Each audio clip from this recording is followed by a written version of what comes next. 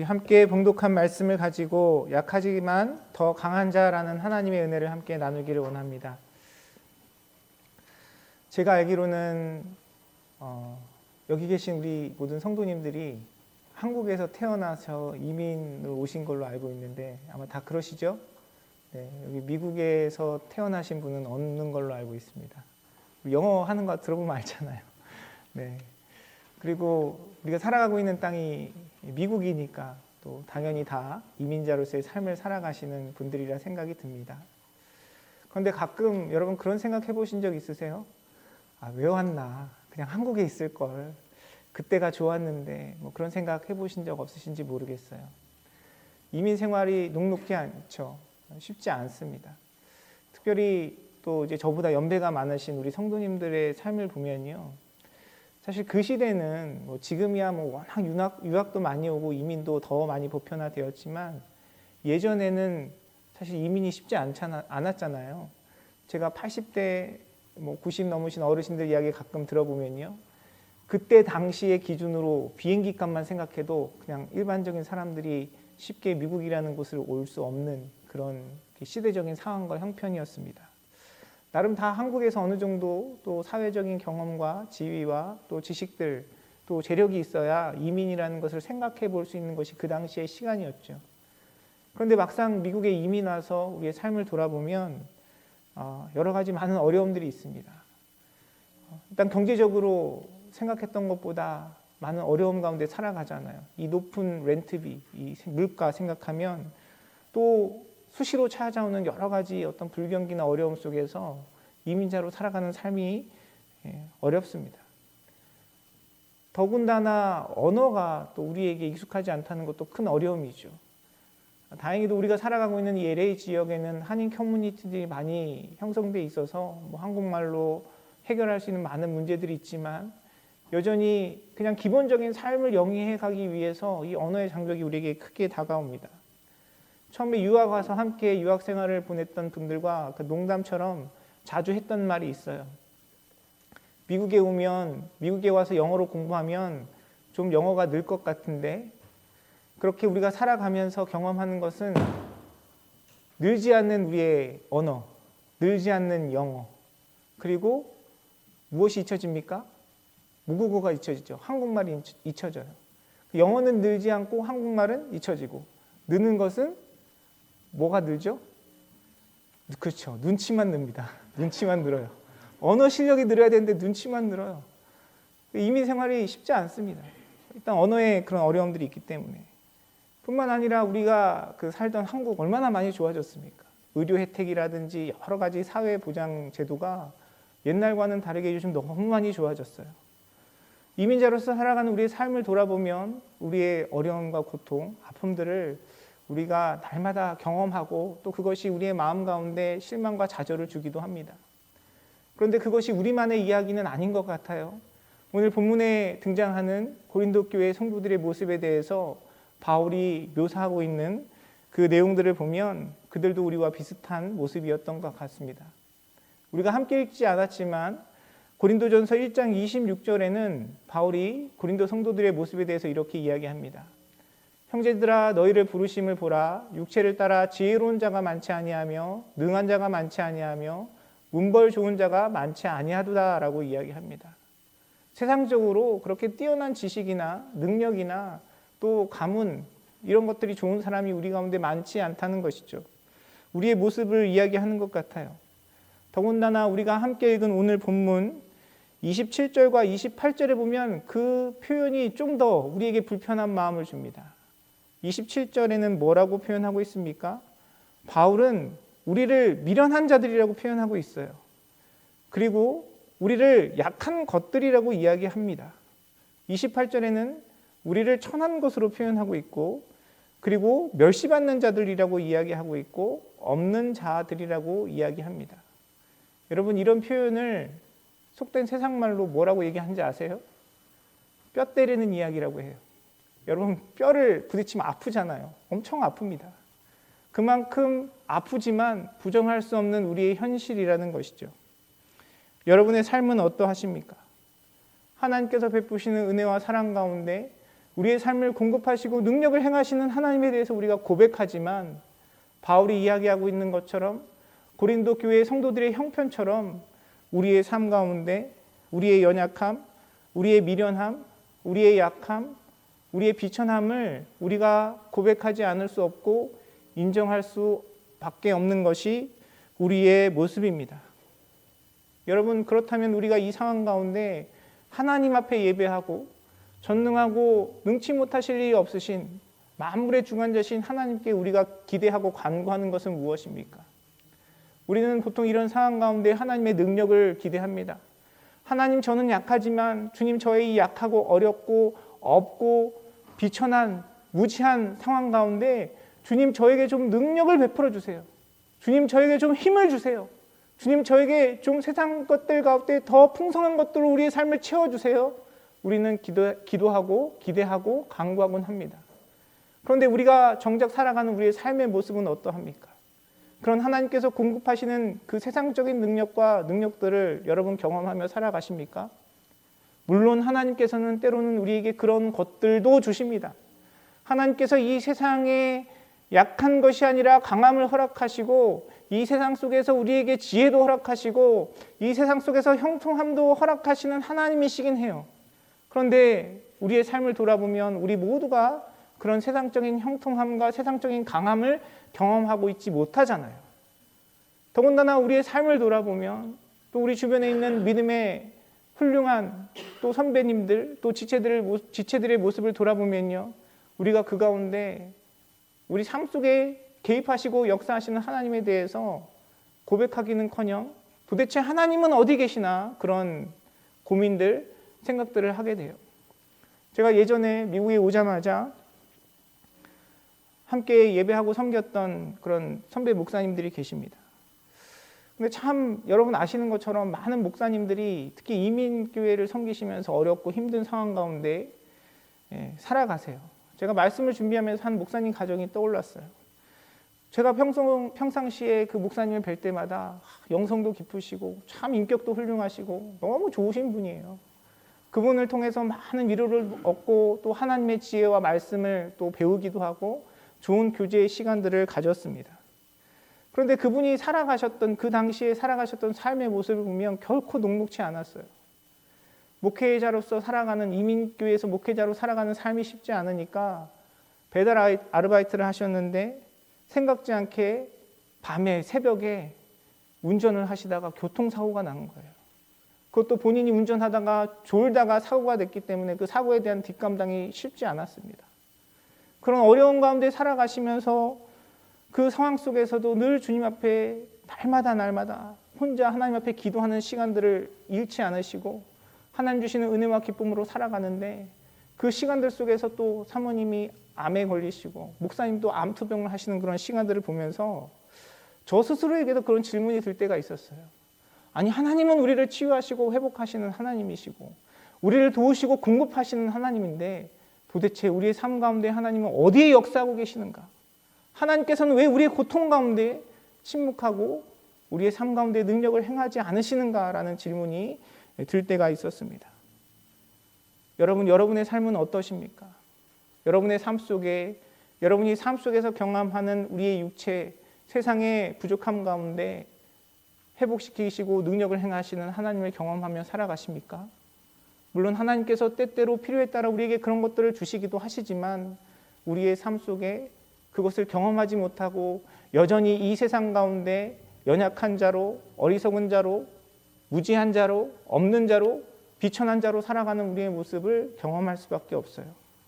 그러면 과연 하나님께서는 우리의 이런 삶 속에, 우리의 비천한 삶 속에, 우리의 연약한 삶을 통해서 이루고자 하시는 하나님의 뜻과 능력, 하나님이 원하시는 그 목적은 무엇일까요? 오늘 말씀은 그 하나님의 계획에 대해서 우리에게 이렇게 이야기합니다. 우리가 함께 읽은 본문 27절과 28절은 이렇게 이야기해요. 그러나 하나님께서 세상에 미련한 것들을 택하사 지혜 있는 자들을 부끄럽게 하려 하시고 세상에 약한 것들을 택하사 강한 것들을 부끄럽게 하려 하시며 하나님께서 세상에 천한 것들과 멸시받는 것들과 없는 것들을 택하사 있는 것들을 폐하려 하시나니라고 성경은 이야기하고 있습니다. 우리는 하나님께 그렇게 기대하잖아요.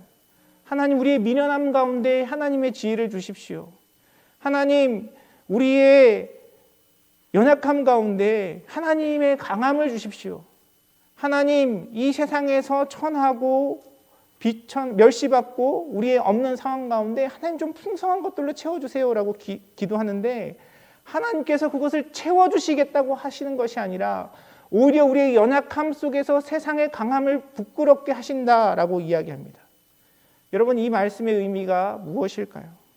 하나님께서는 왜 우리의 삶을 우리의 기대대로 좋은 것, 풍성한 것, 이 세상의 아름다운 것들로 채우지 않고 하나님께서 베푸시는 그 능력, 역사하심을 우리의 기대대로 채우시지 않고 오히려 세상의 강한 것들을 부끄럽게 하신다라고 말씀하실까요? 여러분, 기도할 때마다, 하나님 앞에 살아갈 때마다 우리의 삶이 형통했으면 좋겠어요. 여러분, 주변에 이 세상 가운데 형통함을 누리는 많은 사람들을 우리가 바라보고 또 그들의 이야기를 듣지 않습니까? 요즘 사람들이 뭐 주식 투자라든지 뭐 코인이라든지 뭐 그런 이야기를 하면서 갑작스러운 아주 짧은 시간에 어떤 큰 성공, 성취를 이룬 이야기들을 많이 합니다. 왜 하나님께서는 나에게 그런 지혜를 주지 않으셨는가? 우린 그냥 그런 이야기 들으면서 상대적인 박탈감을 느끼잖아요. 내가 예전에 그 땅을 샀어야 되는데, 그 집을 샀어야 되는데, 과거에 했던 여러 가지 선택들 속에서 왜 하나님은, 나는 여전히 주님을 믿고 주님을 바라보고 신뢰하고 있는데 나에게 그런 지혜를 주시지 않으셨나? 내가 선택했던 어떤 비즈니스와 직장 가운데 예전에는 그것이 잘 되고 그것을 통해서 뭔가 큰 성취를 이루고 하나님의 나라를 이룰 것 같았는데, 지금 돌아보니까 그때 선택, 그때 지혜가 나에게 부족했다는 것을 경험하면서 우리는 안타까움을 느껴요. 하나님은 왜 우리에게 그런 것들을 주지 않으실까요? 성경은 우리에게 그 세상의 강한 것들이 아니라 오히려 우리의 약함 속에서 하나님께서 그러한 것들을 판단하시고 심판하시고 그것들을 부끄럽게 하시고 그것들을 폐하신다라고 이야기하고 있습니다. 왜 그렇습니까? 우리가 기대하고 바라는 세상의 것들은요, 온전하지 않아요. 여러분, 이 세상의 기준은 절대적인 것이 아니라 상대적입니다. 우리가 항상 그 세상 것들을 추구하고 세상의 부와 명예와 세상의 권세와 세상의 학벌과 세상의 그런 소망들을 기대하면요, 우리는 늘 패배감과 절망감에 빠져버릴 수밖에 없어요. 왜냐하면 그것은 항상 상대적이기 때문에 그렇습니다. 돈이 얼마나 있어야 부자입니까? 여러분, 지금 내가 있는 형편에서 우리가 어떤 기대를 가져요? 하나님, 제가 요만큼만 있으면 좀 돈 걱정 안 하고 잘 살 수 있을 것 같습니다. 여러분, 아마 과거에 그런 고민들, 생각들을 해보신 경험들이 있으실 거라 생각이 듭니다. 그런데 내가 원하는 만큼 가지면 우리의 마음은 어떻게 되죠? 항상 나보다 더 많이 가진 사람들을 바라보게 돼요. 그래서 예전에 느꼈던 그런 절박함이나 그런 간절함, 그런 안타까운 마음을 여전히, 아니 오히려 가지면 가질수록 더 많이 느끼게 되는 것이 우리의 삶의 모습입니다. 여러분, 잘 아시는 것처럼 제가 늘 설교 때도 자주 말씀드리는데 저의 평생의 고민이 있습니다. 저의 평생의 숙제가 있어요. 뭐냐면 체중 관리하는 거예요. 살 빼는 겁니다. 여러분, 제가 뚱뚱합니까? 날씬합니까? 네. 말을 못 하시는군요. 네. 보기 좋습니다 라고 말씀하신 분들은 주일날 예배 시간에 거짓말 하시면 안 됩니다. 그렇죠. 평균적으로 제가 체중 검사를 하면 정상 범위는 넘어서요. 과체중 비만을 왔다 갔다 하는데, 그런데요, 제가 어떤 그런 이 세상적인 기준이 아니라 그 일본 전통 씨름을 하는 스모 선수들 옆에 선다면 저는 어떤 사람입니까? 굉장히 날씬한 사람이죠. 깃털처럼 가벼운 사람이에요. 우리가 어떤 기준을 삼느냐, 무엇과 비교하느냐에 따라서 이 세상적인 기준은 늘 달라져요. 지금 내가 없는 것, 내가 지금 부족한 것, 지금 내가 무능력한 것, 나보다 더 나은 사람, 좋은 사람을 비교하면 그렇게 생각될 수 있지만, 내가 기대하고 바라보고 나도 저 자리에 섰으면 좋겠다, 우리가 소망하는 그 사람의 자리 역시 그 사람보다 더 많이 가진 사람, 그 사람보다 더 부유한 사람과 비교하면 적은 사람, 연약한 사람, 부족한 사람이 될 수밖에 없는 것이죠. 그것이 우리가 살아가고 있는 이 세상 속에 이 세상의 육체의 강함과 이 세상의 지혜의 약점인 것입니다. 또한 그것은 영원히 지속되지 못해요. 한시적입니다. 한순간이에요. 우리 성도님들 중에도 예전에 잘 나가셨던 분들 많으시잖아요. 예전에 좀 재산도 있으시고 세상적인 지위도 경험하시고, 그런데 우리가 이민 생활을 통해서 경험하는 것은 무엇입니까? 그게 영원하지 않다는 거예요. 시간이 지나면서 우리의 건강이 쇠해지면서 세상이 그 변하는 변화 속에서 예전에 가졌던 우리의 부와 명예와 권세와 우리의 건강이 점점 더 약해진다는 거예요. 세상이 주는 그런 강함은 오래되지 못합니다. 또 세상이 주는 그런 강함, 그것의 약점은 무엇입니까? 그것이 부분적이에요. 내가 물질이 많다고 해서, 내가 재물이 많다고 해서 행복한 삶을 누릴 수 있습니까? 그렇지 않죠. 돈이 많은 분들은 돈이 많은 분들대로 또 다른 염려가 있어요. 자식의 문제가 있고, 또 삶을 이뤄가는 삶 속에서 건강의 문제가 있을 수 있어요. 반대로 자식이 너무 잘 돼서 자식들에 대한 이야기를 하면 늘 자랑스럽고 기쁨이 되지만, 또 그분의 삶 나름대로 여러 가지 고통과 아픔이 있을 수 있습니다. 우리가 세상에서 경험하는 그 강함은요, 부분적이에요. 그것이 우리의 삶을 온전히 회복시켜주고 그것이 우리의 삶을 복되게 할 수 없다는 것입니다. 그래서 하나님은 우리의 이 세상의 연약함 속에서 이 세상의 강함으로 우리의 삶을 채우시는 것이 아니라, 오히려 우리의 세상의 연약함을 통하여 이 세상의 강함을 책망하시고 부끄럽게 하시고 그것을 폐하신다라고 말씀은 기록하고 있습니다. 사랑하는 성도 여러분, 저와 여러분의 삶 가운데 이 세상적인 연약함이 있지만, 그럼에도 불구하고 우리의 연약함 속에서 이 세상의 강함을 부끄럽게 하시고 폐하시는 주님의 능력을 기대하고 경험하시는 사랑하는 성도님들의 삶이 되시기를 간절히 소원합니다. 세상의 그 강함을 부끄럽게 한다는 의미는 무엇입니까? 이 부끄럽다라는 원어적인 의미는요, 사회적인 명예를 손상시키고 자부심을 꺾고 그리고 잘못된 믿음이나 오만함을 드러낸다라는 그런 의미를 가지고 있습니다. 세상은 이야기해요. 세상에서 권력을 가지고, 세상에서 부를 가지고, 세상에서 강건함을 가지면 그것이 행복한 인생이고 성공한 인생이라고 이야기해요. 그러나 성경은 우리에게 무엇이라고 가르칩니까? 그것이 아니라고 이야기하죠. 세상의 부와 권세와 명예가 우리의 삶을 행복하게 하는 것이 아니고 그것이 우리 인생의 목적이 아니라는 것을 나타낸다고 성경은 이야기합니다. 그것을 통해 누구를 통해서 그것을 나타내느냐? 바로 이 세상에서 연약한 저와 여러분의 삶을 통해서 하나님께서 그것을 나타내신다는 겁니다. 이 세상의 강함을 폐하신다라는 의미도 동일한 의미예요. 그것을 무력화시키시고 무효화시키시고 그것이 작동하지 않도록 우리의 연약함을 통해서 하나님이 일하신다는 겁니다. 그 의미가 무엇이겠습니까? 우리의 세상적인 연약함 속에서 하나님께서 세상적인 강함으로 우리의 삶을 축복하시는 것이 아니라, 우리의 세상의 연약함 속에서도 이 세상이 줄 수도 없고 앗아갈 수도 없는 하나님의 놀라운 축복과 은혜로 우리의 삶을 축복하시고 인도하시기에, 이 세상의 부와 명예와 강함이 없어도 하나님 주시는 진정한 축복과 은혜를 누리고 오히려 세상의 강함을 부끄럽고 무력화시키시는 하나님의 은혜를 저와 여러분의 삶을 통해서 나타내신다라고 성경은 이야기하고 있는 것입니다. 이 말씀을 준비하면서 참 행복한 마음이 들었어요. 감사한 생각이 들었습니다. 우리 많은 성도님들이 이미 그러한 삶을 살아가고 계시는 것 같아서 기쁨과 감사함으로 하나님께 찬양과 영광을 올려드릴 수 있었어요. 우리 소망성교회 어르신들을 보면요, 항상 그 예배에 참석하시고 하시는 모습만 봐도 은혜가 됩니다. 여러분, 우리가 상상할 수 없는 그냥 그 신체에 또 우리의 연약함들이 있잖아요. 그냥 우리는 90이라는 숫자를 쉽게 이야기할 수 있지만 우리 어르신들 나와서 예배드리는 그 시간 자체가 하나님 앞에 정말 많은 결단과 또 순종의 모습이 아닐까 하는 생각이 듭니다. 우리가 시간의 흐름 속에서 경험할 수밖에 없는 그 연약함 속에서도 예배를 사모하고 기쁨으로 주님 앞에 나아오는 그 모습, 그리고 그 시간을 통해서 이 예배를 통해 하나님 주시는 위로와 사랑을 경험하시는 그 모습 자체가 우리의 약함 가운데 이 세상의 강함을 부끄럽게 하시는 하나님의 은혜인 줄 믿습니다.